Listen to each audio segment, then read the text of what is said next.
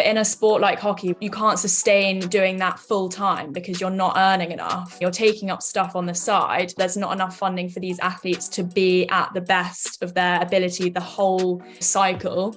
Another big thing is obviously it's not really televised. You know, the world championships, European champions, stuff like that. It's on YouTube or you have to stream it. One of the main challenges is that, you need a stick. Sticks, casually you might go to a community centre and they might have a box of them. But on average, a hockey stick's probably like 50 quid plus. The facilities are expensive.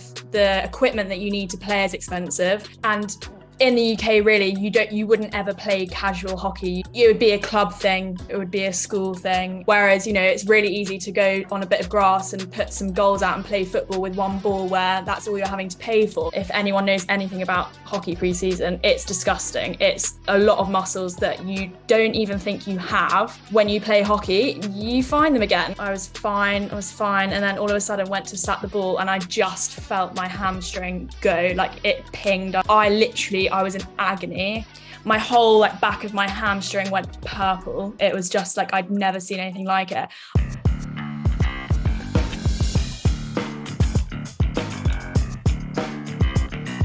Hey everyone, welcome back to an all-new episode of All About Sports, the podcast, a weekly sports podcast for the fans, by the fans. I'm your host Mazhar, and joining me today is Rishabh. Hey everyone. And we've got a very special guest today, a dear friend of mine, a classmate as well from Loughborough University, London, Grace Ryder. Hey Grace, how are you doing? Hi, yeah, really well, thanks. All good.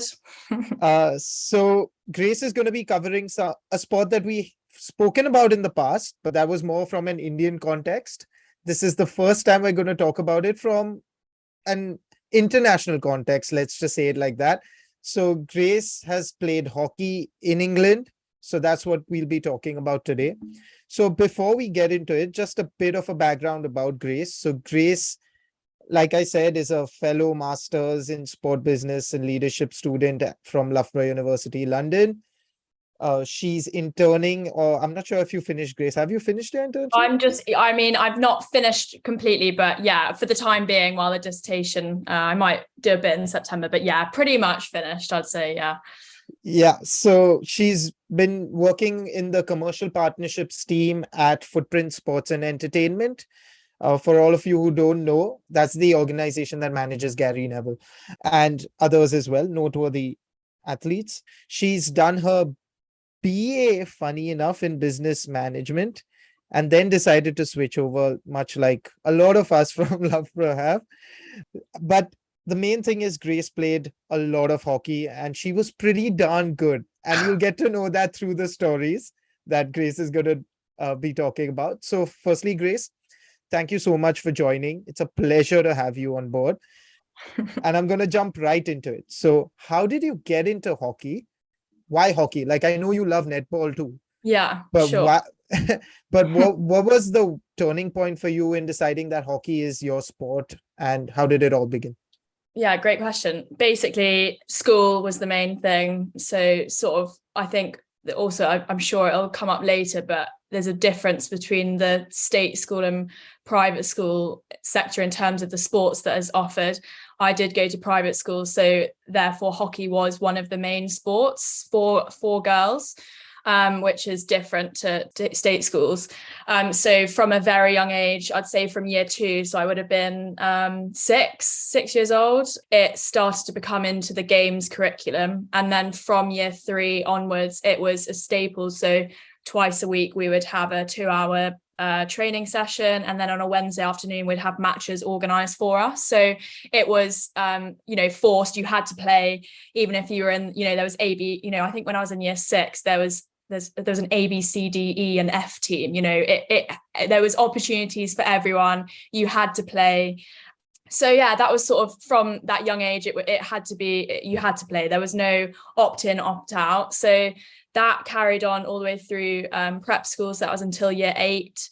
And yeah, I actually started out as a goalkeeper in year 3, 4 and 5. And I loved it. I thought, oh, yeah, this is great. But then I just felt like I was getting left out a bit. I was like, oh, I'm not sure. I feel like I can do more. So I think halfway through year 5, I said to my coach, I was like, oh, can I just have a go outfield? And I loved it. And, you know, I was all right at that. I mean, when you're 10, you can't be that good. But yeah, so I was like, yeah, I love being outfield. So then sort of progressed with being outfield, started to play outside of school. So had a club going as well at the weekends, played county hockey because that's sort of like the natural progression you can sort of get put forward, which is sort of the first stages of sort of going up the ladder in terms of performance. So that sort of was the foundation, those prep school years until year 8. And then again, from year 9 all the way through to year 13, it again was, you know, it was the main winter sport for girls. So again, had to play.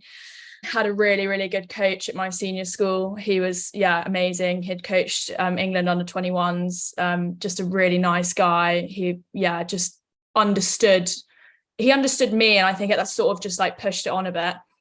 So I sort of got way more serious at school, ended up in the first team like by the end of year 10. So I was playing like 4 years above my age group, and then sort of stuck with that team. In year 11, we got through to, so they do in like English hockey, they do the national schools competition. So you start like, you'll play your schools within the county.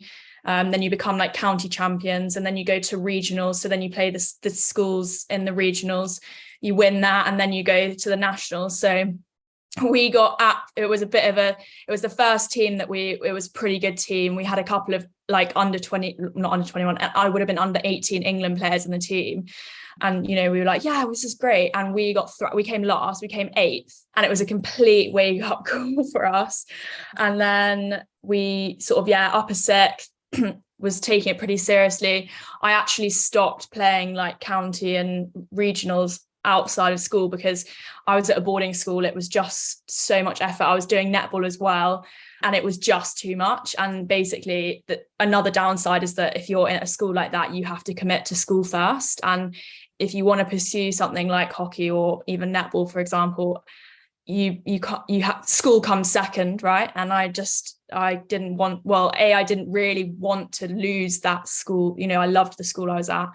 And B, I just, you know, it's such a risk. Like, you know, if I hadn't have made it and then, you know, I'd gone out of school, it wouldn't have worked. So anyway, upper 6th came round. I was made captain of that team, and then we got through again to the nationals, and we came 3rd. So that was, really cool, amazing experience. So that sort of was my whole school career, and that's what sort of got me in, and that sort of pushed me all the way through to uni, really. So that was the story. See, I told you, Krishna, I told the viewers as well. She was pretty darn good at hockey. No, but Grace, you know what you just spoke about, the entire structure is very similar to the way Indian sports works in general as well. Indian sport works. So you move up from your school within your city and then your state. And then, so state being the county equivalent in this case. And then regionals, and then zonals, and then regionals, and something like that. I think somewhere along the line, there's some district at some point, which is, They always look complicated, don't they? Like, obviously, we weren't that close. Mazhar was closer than I was to getting to that level. So we never really had to figure it out. But no, you just have to fill in a consent form for me, and then I can put this into my dissertation, what you just said. Love that. So fun. No, but honestly, Grace, it's an amazing story. And the fact that what you brought up about how you made that decision to stick to school and studying and not going into the sport because of the risk associated, that's a big decision to take at that age. So credit, and I think it was also for me, like the girls that I played with that did go all the way, you know, they did play, you know, it was just hockey for them, whereas I was complete parallel. My ability to play hockey was the same as my ability to play netball. If anything, I actually liked playing netball more, but I loved the big team camaraderie of hockey, and I just didn't want to choose. And if, you know, even now someone says hockey, netball, I can't give you an answer. So I also, you know, I would have had to have given up netball, or vice versa, I would have had to have given up hockey, and I just didn't want to do it. So, you know, that was another big factor for me as well. Yeah, it turns sour when you become competitive about it, right? It's all fun when it's recce, and then it's just going for a toss. Which brings me to my next question. What's the biggest challenge for hockey in the UK, according to you? Especially given that obviously it is a sport that used to be extremely popular, but now it's taken a sort of backseat. Even back home in India, the sport which we have the most gold medals in, Olympic Yeah. golds in, finally now again it's moved up. We won the Commonwealth gold, we won the Olympic bronze. So we're seeing things getting back to what it used to be. But it's still taken a massive hit with the rise in cricket and, of course, football being the biggest. So, what's the biggest challenge, according to you, for hockey in the UK? Again, great question. I think it has to be the fact that it's not fully professional. It's not fully professional. They can't, these athletes, it can't be their sole income. I actually had an interview for my dissertation with a guy in the GB hockey team, and he said, we've all got jobs on the side. We can't. It's not sustainable. So you're then taking away, an athlete that in other sports like cricket, like football, they can put 100% all of their effort into training and to being the best that they can be. But in a sport like hockey, where you can't sustain doing that full time because you're not earning enough, so then you're taking up stuff on the side and you're not being able to train full time and get to that really it's a complete loop. It's, if you're not the best at what you're doing, you're not going to get the sponsorships. You've not got you've not got the TV input. So again, you're not getting the sponsorships, and it's just one big cycle. So it's 100% it's not a professional sport. There's not enough funding for these athletes to be at the best of their ability, the whole, cycle. Another big thing is obviously it's not really televised. Even the world, the world championships, European champions, stuff like that. It's on YouTube, or you have to stream it. I think maybe BT Sports, like, they put out some, but it's it's rare. And then again, you're having to pay for BT Sports, so it's not, you can't watch it. And then the only thing that you can watch hockey wise is Commonwealth Games or the Olympics if it's on BBC. So visibility wise, it's again not there. So I think that's a huge factor. I think it's also the fact that it's not played by everyone. But I suppose, with football, for example, it's a majority sport. It's played from grassroots. Everyone plays regardless of the school you go to. Cricket is a bit, hit and miss. It is probably more, that public school side, but people love it, especially with the 100. It's on TV, kids are seeing it. They're getting enjoyment out of it. Hockey, they don't have that. It's played by mainly public school kids. It's not seen on TV. And actually at a grassroots level, in the community level, hockey's not offered because the facilities are expensive. The equipment that you need to play is expensive. There's not the specialist, coaches to coach. Whereas, it's really easy to go on a bit of grass and put some goals out and play football with one ball, where that's all you're having to pay for. So I think those three things of it's not professionalized at elite level, it's not televised, but also more at grassroots, it's not played by all. So that they are, that's why hockey hasn't been projected as much as the likes of cricket and football, really. That makes sense, Grace. And can I kind of follow up from that? So if you are a professional player, and again, to some extent, pardon my ignorance on this, what is the structure of professional hockey? So what are some of the, what does a year look like for a professional hockey player? We obviously know the bigger tournaments, like obviously Olympics, Commonwealth Games, but those are infrequent. Is it like international series? Are there domestic leagues? What's the year kind of broken up for? And I guess what portion of it are you playing versus what portion of it are you doing your maybe other profession to facilitate a sufficient enough income? Yeah, sure. I mean, I don't know the specific lengths of time, but I know that every professional pro hockey player, if you're in Team GB, you will all play domestic club level, and they'll all be in the Prem. So there's the Prem League. So that's basically the top clubs in the country. They have a team, and they will train that. So sort of in the domestic season, they train just with them. And then they play that season out. They then will also have, if you're in that GB or England setup, they will have camps like periodically throughout the year. So that would maybe be like a whole weekend where you just do camps and stuff like that. So that might be depending on if it's on a build up to Com Games or Olympics, it will obviously be way more frequent, but like a normal year, that's what that would look like. A lot of the people in both men and women's hockey, they're still at uni. So if that's the case, they will be at the top hockey unis, i.e. Birmingham, Durham, Nottingham, mainly are the top three, maybe Exeter. And so then they'll be playing in the Division 1 Bucks. So that's obviously a very good standard anyway. But most of them will then also play at the weekends for one of the top Prem club teams. So because Bucks is on a Wednesday, they then got their Saturdays free. So if you're a uni player, you'll be playing both.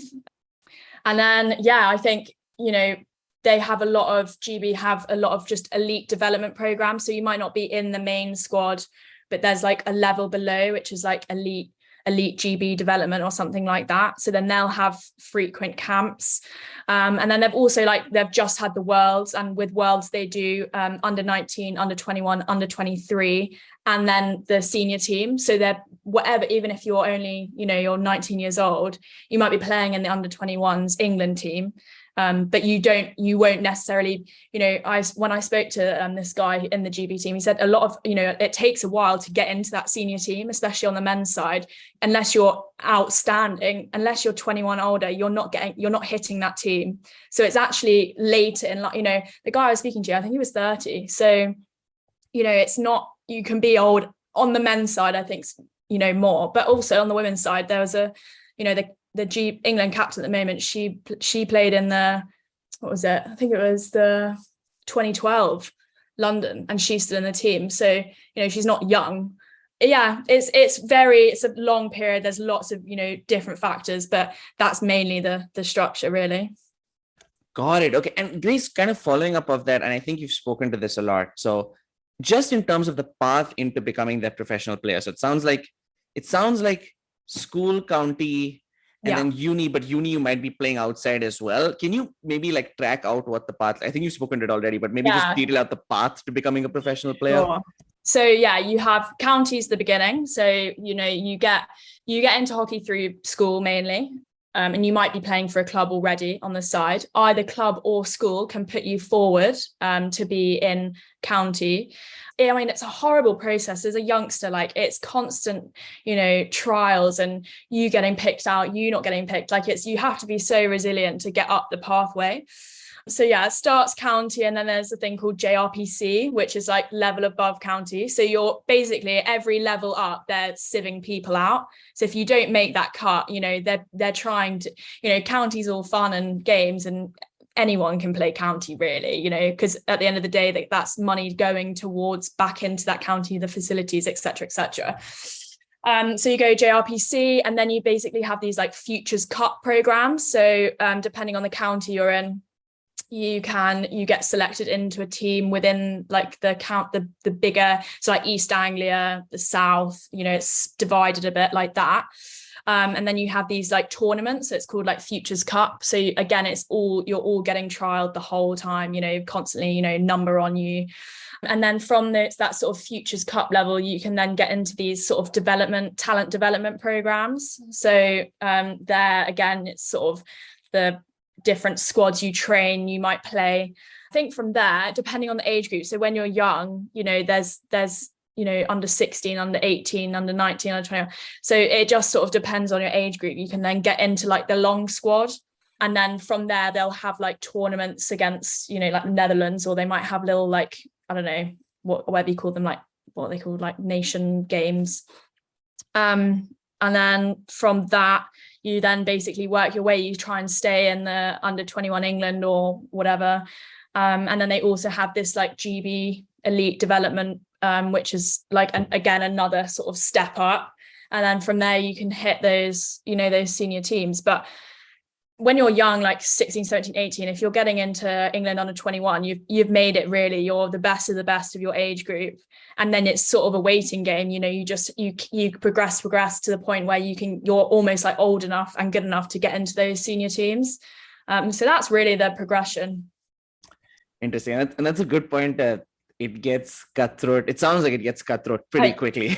100%. It is horrible. And, you can tell the environment, like people you thought were your friends, they're not. And you're fighting to get put in your good, the best position, because obviously it's all rotational and it's all fair and stuff. So it can be tricky. It's not a nice, it's not a nice part of the process, really. That makes sense. And I think it maybe ties into something that you said earlier, which is access to the sport. Like football, you just take a ball and can play anywhere. So we kind of had a question on that too, which is, how do you casually play hockey if you're, obviously if you're not going through this professional route and county, etc. If you casually want to play, do you co-opt other facilities? What are the expenses looks like? How do you casually play the sport? Do you currently still casually play? What does that look like for a child, adult? How does that work? Yeah, great question. I mean, one of the main challenges is that you need a stick, you need shin pads, sticks. Yeah, you can have casually you might go to a community center and they might have a box of them. But, on average, a hockey stick's probably like 50 quid plus. So, but if you were playing casually, then you could just pick up any old stick. So I guess that's not a huge problem. You can play on grass. When I was, back in the day, when I was, I don't know, 7 or 8, we did play on grass. So it can be done, but I mean, it's not enjoyable at all. And you could, again, it's like football, you can just, make some goals and hit a stick about. But also with that, you need at least, I don't know, you'd need a few players to make a, good go of it. So yeah, I mean, you need an Astro fundamentally. You need an Astro. They're expensive. There's not that many out there. And in the UK, really, you wouldn't ever play casual hockey. It would be a club thing, it would be a school thing. And casual hockey, I suppose, you join a club, and how that looks in England is that you join a club, but you'd play for like a ladies threes team. It's not as, it's way more chill but you can still have a relatively good game. And then you just pay a sub, and the facilities that you turn up, they're paid for the Astro for 2 hours or whatever. It's not like cricket and football where you just like rock up and casually play. Like you just wouldn't do it. Like it's not really something you'd do. You'd just join a club, I think. No, and it speaks to the good point you brought up earlier, which is distributing the sport and spreading the sport becomes harder when there's that like just this income issue that comes into starting up the sport and playing. So completely fair. Grace, we had to come to the point that I think you all spoke about. I don't know if you spoke about before starting recording, but you spoke a little bit about your story, and Mazhar knows your story a bit better than I do, but a little bit about you, I think, went through some injury struggles at some point and obviously had a pretty dramatic road to recovery. I don't know too many details. So could you describe that and talk a little bit about your journey? Because I'm sure it will be inspiring to a lot of people who are listening from in a sports background. Sure. So I basically, as I said, up to that point at school, I literally never had an injury ever. I think I rolled my ankle once playing netball, and it was a quick, like 3 weeks ice, rice, nothing. I was never injured. It was lucky. I had a gap year but after school. I played a bit of hockey, bit of netball, but I was working at a school full time. So it was quite demanding. Didn't take up like properly playing hockey. It was more, as I said, like joined a club, but it was casual, like not properly intense training. And the same with netball. So I didn't need to be like properly fit, I suppose. Then went to uni, went to York, which are, they're not the best hockey club. I didn't go to Birmingham or Nottingham or Exeter, whatever. But, they were a decent level, like tier 2 Northern. And I basically had to make back to sort of the earlier conversation about having to choose between netball and hockey. I basically chose York was quite good because they had a collegiate system, which was more casual. You could play for your college. And then you had the uni system, which was the bucks, the playing on the Wednesday, the intense training, more serious. So I basically had to make the decision. And through actually people that had been at uni before me at York, a girl said, because I was quite keen on joining netball. I was like, oh, it'd be fun. And she was like, Grace, just don't do it. Like, it's not an overly nice environment. It's, it's all girls. It's very competitive. There's only 3 teams. So that's only 21 players getting picked. Don't do it. And I thought, okay, fine. I'm going to take your advice. Hockey, it's a mixed club. it all seemed quite nice, 3 teams on each side. I thought, yeah, I'm going to go for it. I'll play hockey and then can play netball, collegiate level, relatively good level, fine. So anyway, like turn up to pre-season, coming out of basically not playing intense hockey for a season, got to pre-season, and obviously like I wanted to do well. I was almost paranoid that I was going to be terrible. I was not going to get in the team, and I had the high hopes. I was like, yeah, I want to get in that first team. Like, I'm going to do it. Like, that was in my head. I was like, going into that preseason, it's going to happen. I'll do anything. Well, that preseason, if anyone knows anything about hockey preseason, it's disgusting. It's a lot of muscles that you don't even think you have. When you play hockey, you find them again. So it was pretty grim, basically. I wasn't that fit. I absolutely pushed myself to the bone. Like, I was exhausted. And then so that was fine. Like, I got through that, a bit worse for wear, but I was fine. And then subsequently I got picked for the first team. I was like, great, this is amazing.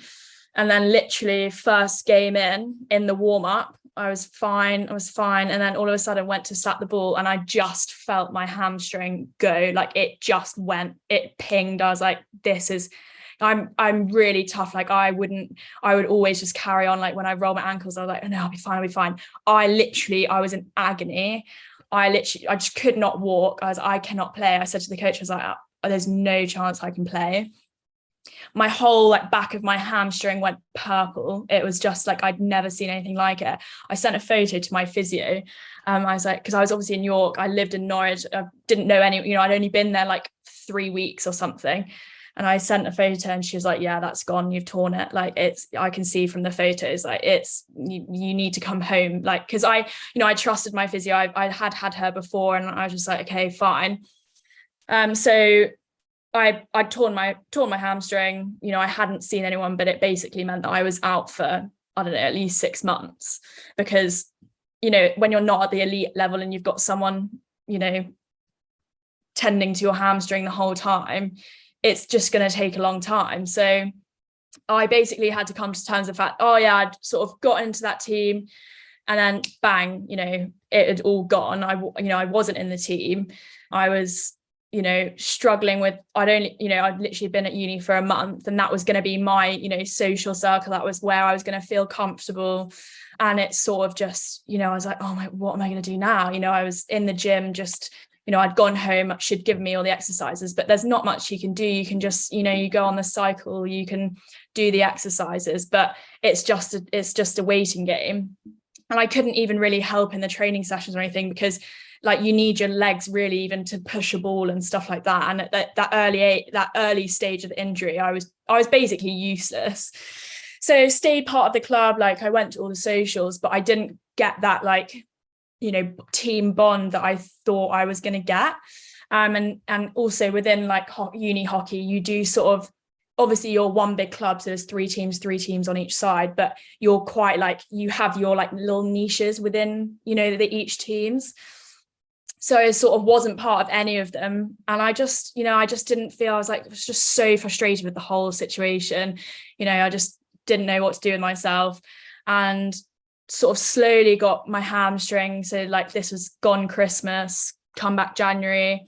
The captain at the time, she said, oh, do you want to come to a few training sessions? And yeah, I went along.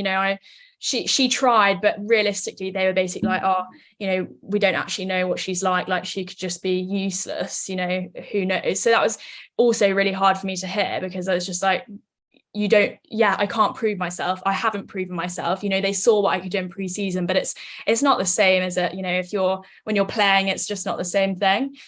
So cut a long story short, I managed to get myself back to relative fitness, but I couldn't properly, with a hamstring, you have to just be, and my physio, she was just so cautious. It was like, you just don't go back too early. It's so easy to, because after a while with a hammy, like, you can jog, but it's that stop start sprints. And if it's not fully strengthened, and I'd never been through proper physio before, and I was, at uni on my own, I didn't have someone in my ear going, okay, right, 10 reps, let's go. It was me just having to push through, like, do the exercises. So, going to the gym five times a week, really. So it probably got to like March time of that first year, and I sort of went to a few training sessions, took it quite slow. The coach was there, you know, and I basically at the end of each year we have a huge varsity against Lancaster Uni. It's called Roses. It's the biggest varsity event in Europe. So they take it like so seriously. So I basically was like, oh, I'd love to be fit, you know, to play, even if I wasn't playing ones, even if I was playing threes at this point. I was like, I just want to play. So sort of got myself back into training. It was fine. Like, all was sort of going swimmingly. I'd also sort of dabbled back into netball, playing a few games at the weekend. And then I'd probably say like a couple of weeks after that, my ankle went. I basically pulled all the tendons in my ankle. So any chances of me playing for the rest of the season in hockey, it just didn't happen. I think the girls from the hockey, they were like, oh, that's that injured girl again. Like, what is she playing at? Like, she's all talk. And I was like, no, like, I've never been injured before in my life. Like, I don't know what is happening. So anyway, like rehab that for a bit. And then I got, you know, for that Roses, they were relatively, you know, they were nice to me. Like, they let me put my match kit on and like I got the photo, but I didn't play. Like I sat on the sideline. So that was sort of the first like year. Like I just, you know, it was so overwhelming. I was gutted that I wasn't playing, and the girls it wasn't a nice year. The senior girls were just horrible. Like, it was just not a nice experience. They were very much like pushing the hierarchy card. But it happens at uni. Like, it just is what it is. And I think I just was a bit naive to the whole thing, really, and took it probably too personally, because I just wanted to show people that I could play. And so, yeah, it was a bit of a rubbish start. So anyway, came back the next year, feeling fit, feeling ready to go, obviously like smashing it, pre-season fine, got into the ones, like was very comfortable in that team. We had a great team. The environment was amazing. And you can play like within the Bucks normal just league. There's also a cup competition. So it's like knockouts. So we were playing so much, you know, every week in, week out. And it was like literally the game before Christmas. We were playing in a cup game, and it was really close. It was really, we won 2-1 in the end. But I'd say like 15 minutes to the end, I went in for a block tackle. And she was probably, I'd say 6'1", like not big, but she was just, you know, she was just huge, like in sense of height and muscular. And I went in for a block tackle, and she just didn't stop running. Like, she basically, it was like a cartoon, like literally just slapped me. And I just literally went like that, bang back, fell on my elbow, and I got up and I thought, well, I've never broken a bone before, ever in my life. I had no idea what it felt like. So like I came out, sat down on the side of the pitch, and I was like, I'll be fine. Like, I could just feel this, like, not intense pain. It was like a very slow burning pain. And I was like, oh, I'll be fine. Like, I've just bruised it. I've just given it a knock. And then like the game finished, and then the pain just got more and more intense. And I was just like, this, like, something's not quite right. The paramedics came over. They had like at Leeds, like they had I don't know, like those people that just sit there. They came over and they're like, yeah, I'm not quite sure what's going on. Like, you'll probably be all right. Maybe just ice it. And I thought, yeah, fine. Anyway, like, and I'm not a crybaby, but I'd say 20 minutes later, it was like a dagger in my elbow, and I was just like, something's not right. And we got back on the bus, and I was literally, I think at the shock of it, I've heard with other people that have broken bones before, like, you just like it makes you feel sick, and like it's just not a nice feeling. So I was there like rocking back and forth, like, something's not right. And it was just my team on the bus, and the girls were just like, I just don't think you're right. Like, I think you should go to A&E. And so the captain, she was like, said to the bus driver, oh, can we just go straight to A&E? Like, I really think we need to drop her off. And it was only like 45 minutes back from Leeds. And he was like, well, yeah, I can drop you off, but I've actually got another job. So you're all going to have to get off at A&E, like the whole team. So anyway, they were like, yeah, well, fine, let's go. So anyway, we all got off. We all waited in A&E for 4 hours, and lo and behold, I had fractured my elbow. So that was then like, oh, I'm injured again. This is great. Like, just what I needed. Rishabh's expression is priceless. This is just insane. They're like Yeah. 4 injuries back to back. Holy shit. I'm hoping this is the end, but keep going. Sorry. Yeah, well, I mean, yeah, luckily it was over Christmas. So I had like the properly like bad 3 weeks. Obviously back to my physio, like, oh, Lorna, like, now I've broken my elbow. And she was like, what is going on? So anyway, she was really good. Like I couldn't drive for 6 weeks. So that was a bit of a pain in the arse over Christmas. But I came sort of it, and I think I broke my arm because I don't really have any muscle in my arm. And I think because there was no like protection, it just went, it fractured. So it was the rehab that time was actually, okay, first getting the actual motion back, because I just couldn't straighten my elbow. It was horrible. So obviously like I had to get the movement back in the joint, but then it was actually like Lorna said, you really need to get some muscle in your arms. So I spent like the whole of Christmas, and then I'd say basically the whole of January, strengthening my arm, my actual muscle in my arms again, because the elbow just didn't have any support.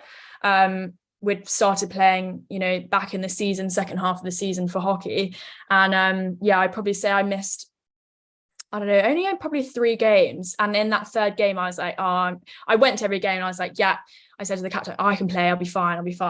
I think I played half a game, and it wasn't quite there. And I was like, oh, can't risk it. But yeah, no, that was sort of got back into that the back end of the season. And then, yeah, we actually got to the Bucks final, but we lost 1-0 in like the last 2 minutes. So that was a bit of a pain. So yeah, that was basically 2 years of unlucky injuries, which I'd never experienced before, had no idea how to do the rehab. I was very much reliant on my physio, and it just was like one knock after the next. I was like, this has just not been the best, experience that I was hoping in my mind, and it just didn't quite go to plan. And then obviously it was COVID, I 3rd year, all excited, come back, was made captain, was voted captain, great, like living my best life. And then COVID happened. So came over all that. Obviously all the COVID happened, but I think sort of, yeah, the moral of that was just, I was in 1st year and a bit in 2nd year, but mainly 1st year, I was just so adamant that I felt like I deserved to be in that team. And it was not a nice environment to be around. And that is one of the downsides to sports, when the competitive side of it comes out, people, the true colors are revealed in a sense. And they weren't supportive of my journey. They were very much, oh, she's a fresher, like just leave her be. They had no care, like no respect for what I was going through. And it was just like so unnecessary. So then, when I turned around and actually proved them wrong, like, yeah, I did, I got back to my full fitness. I was made captain in 3rd year. Why did you have to say that? It was just unnecessary. And for someone, I would never have done that in 3rd year, when these freshers were coming in COVID, their whole uni experience was basically never got going. But, I still made the effort to do like Zoom fitness sessions and make the effort at pre-season and get everyone involved. I wasn't saying like, oh, well, hockey's not happening, so you can all sit in your dorm, in your rooms on your own. It just wasn't in my nature. And I just thought, when I was in 1st year, it was just so unnecessary for me, for me to have to go through that, sat in my room on my own, basically crying to my mum saying, Mum, like what, like I can't get in the team, like I'm injured, like I've never been injured in my life. Do you know what I mean? It just was an unnecessary feeling. So yeah, it was nice, when I could just basically say I got in the team and I am good. And it was unnecessary, for you to say that. It is the nature of the game, especially in women's sport as well. I think it is a area that you do get that bitchiness. It is very common, and it shouldn't really be in the game, but it is, and the competitive side does come out. So I think, yeah, you have to know how to manage it. And I just think it wasn't managed correctly. When you're coming into a uni, you're out, you're not at home, you don't know anyone, and it was hard, but it can be overcome, and you just have to just rise above all the stuff that you can hear, and sort of carry on and just have confidence in yourself. And I did have confidence in myself, because I was like, I'm going to prove you wrong, like I can get in this team. And even though it was only at uni level, but to me, I had such high like expectations of myself coming out of a very good season at school and stuff like that. And there is always that like the shock going to uni. You do grow up a bit, you do figure that out, and you figure yourself out a bit more as well. But it is tricky, but it can be done. So I think it worked out in the end, I suppose. Good Go job for on it. getting through that, Grace. That is an insane 2 years. And I think any athlete you talk to, like your whole life is your body and your physicality. So when you get injured, it's already so isolating. And then anyone else adding on to that isolation is just shitty. So, but I can't deny that's a crappy 2.5 years, but insane to hear that you've recovered, and that is a wild story. So I understand why Mazhar wanted to hear it again. But after you, Maz. Yeah, exactly. I told Grace this after she presented this story to all of us in class. I told her that Grace, and I meant it, that this was an unbelievable story, and I was absolutely touched. And big ups to you, Grace. It takes a lot of character and resilience to do that. No matter what level you reach, it holds you in good stead in the future. It shows what type of a person you are. Which brings me to my next question. Honestly, it's like your story is like a movie. If someone made a movie out of this, I would buy tickets to watch it. I'm not sure about that, man. No, it's got everything, right? It's got all the elements. The Facing drama. adversity, the Yeah. drama, the injuries, the setbacks, then comeback, and then becoming captain. This is stuff like a Bollywood movie would definitely do.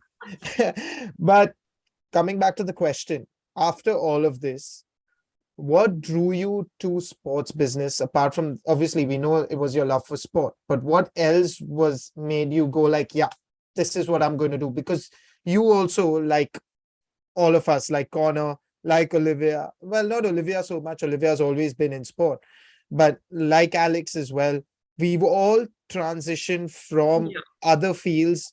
You did business management yourself into doing sport business. So what was the reason for that? And what next, if you have thought about it? Yeah, I mean, I think that for me, it was obviously, yeah, aside from the fact that I just liked playing sport, it was very much, the sports industry is just, especially even in the last 10 years, you've just seen this huge growth. And, I think in the next 5 years, people's work-life balance is going to shift again. And it is going to be more, people want to be not working. So what's a big thing that people do when they're not working recreationally? It's playing sport, and I just think that balance is going to sort of be like this come probably 5 years time, and that then means that the industry itself is going to keep on expanding, and there's going to be even more opportunities for recreational sport, because it's not obviously all about the top end and watching sport and that's the only thing that you can do. I think it's at all levels, and I think there's so many opportunities at all levels, whether that be, going to watch a football game or going to watch a cricket game, but also, just organizing events that are smaller and more community based, or, within schools and clubs. Like there's so many avenues to go down, and it is interesting and exciting in that sense, because it's not, it's just something a bit different. It's, you have to think on your feet a bit more. It's just a bit more excitement, and there's loads of different sports. That's another thing. Like there's not one sport. There's sport for everyone, even the most niche sport going. I don't even know what that would be, but someone is interested in it. So I think just from that aspect of how broad it is, it's exciting, because, we're just starting out. There's so many different opportunities. And I think that's what drew me to it, because that's what drew me to my undergrad. I was like, business management, so broad. Like, I don't want to be stuck into one thing. And then sports business is like, oh, well, I love sports, but it's also super broad, and I can go into loads within that sort of realm. So I think that's sort of why I went for it. And yeah, I'm just excited to sort of see what the next steps will be. And in terms of me, I have been doing this internship since Jan in the commercial partnerships, which has been, it's been so eye-opening, and really has sort of, I've got to grips with how that commercial partnerships industry works.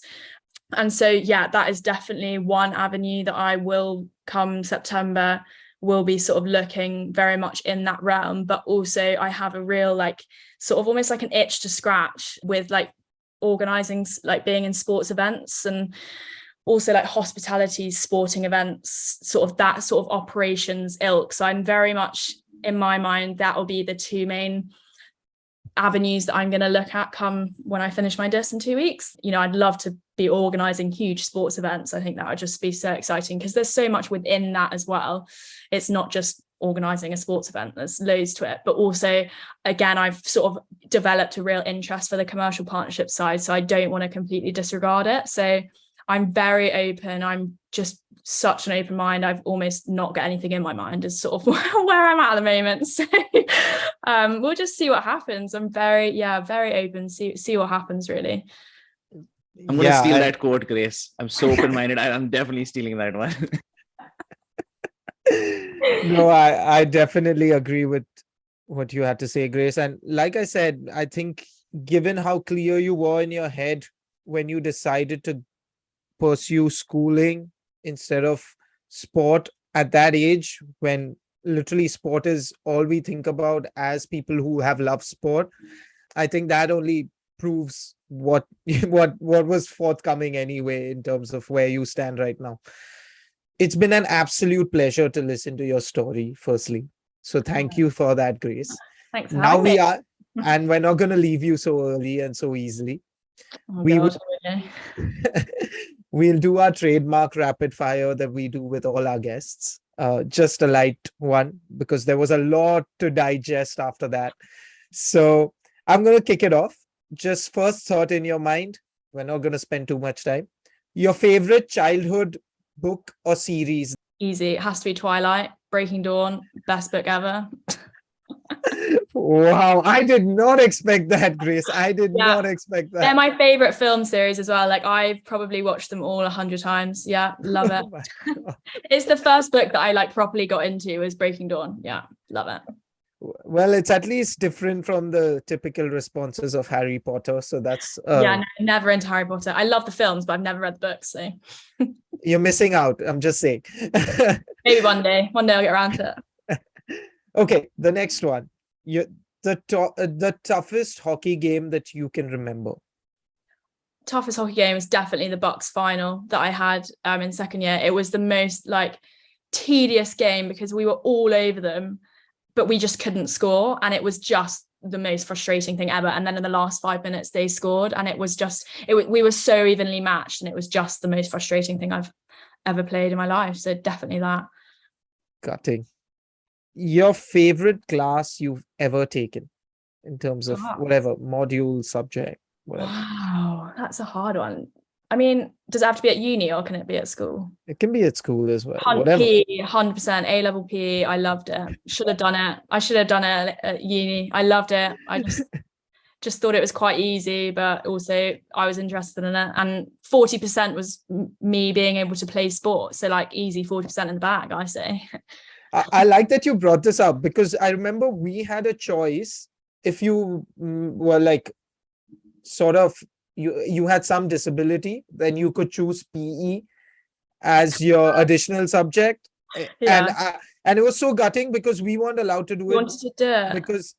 Because it was like writing measurements of a football pitch. That was literally like one question in your exam paper.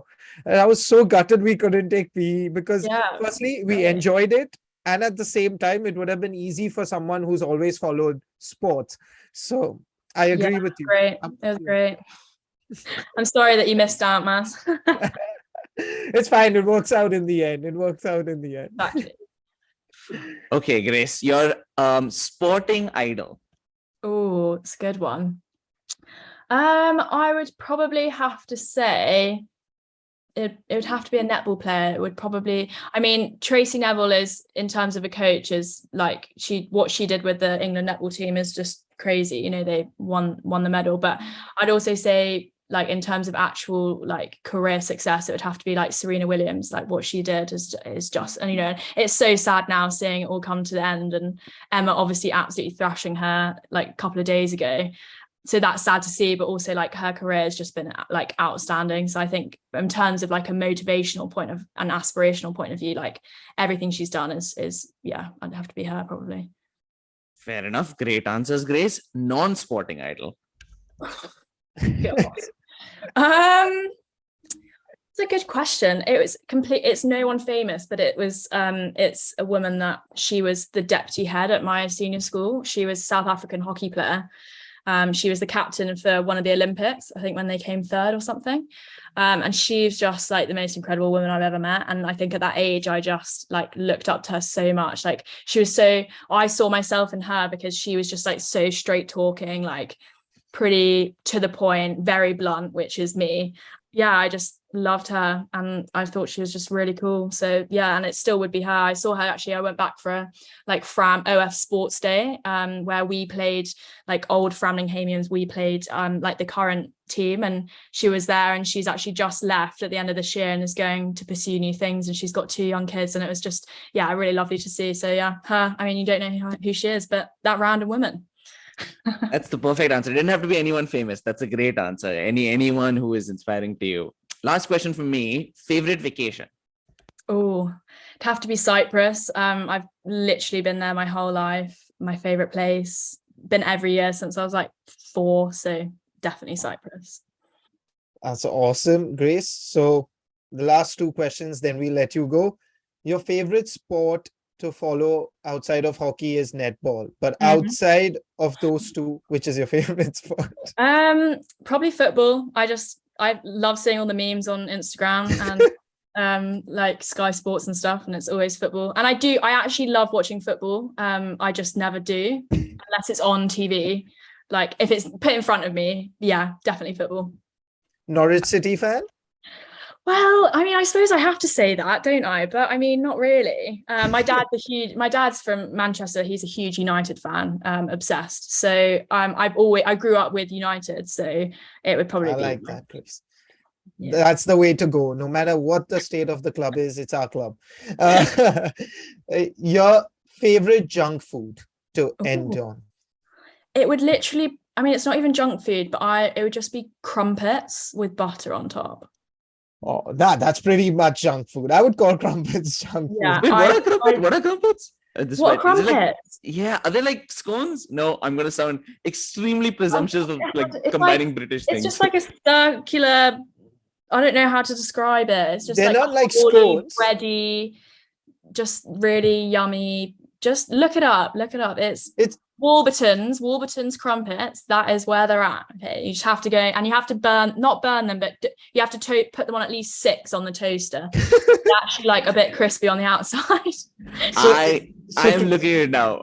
So it's a bit like toast, but it's differently shaped. So it's like a bagel come toast. It's like, I think that's the best way to describe it, but it's not a scone for sure. But I feel like I've heard of this, but I've actually never seen it. So I'm looking at it now. Yeah, I definitely classify this as junk food, especially with every picture has like mass amounts of butter on it. So yeah, it's the butter. It's not the bread. It's the butter. Like lathering it in butter, 100%. This does sound good. I'm also really hungry. I've not eaten lunch, so now pretty much everything looks insane. So probably not a good idea for me to have looked it up. Anyhow. Krishnan, you are in America. There's only junk food around you. Hang on. I mean, I'm going to get something very similar now to appease my hunger, like now. Love that. All right. Thank you so much, Grace. It's been an absolute pleasure to have you. I loved it. Enjoyed myself. and we love the story. I love listening to the story again as well, just for our viewers. Like, share, subscribe. You know the drill. To let us know what types of guests you want us to bring on as well. This is another sport we've tackled. We've done way too many now, but that's pretty much it. We'll see you again next week. Till then, take care and see you soon. Bye-bye. If you like this episode, make sure to leave a like and share it with anyone else who might be interested. You can also subscribe on any social media platform that you prefer, and all our links are in the bio. We also have a website with all our episodes as well as blogs and a whole lot of other sports content, so make sure to check that out as well.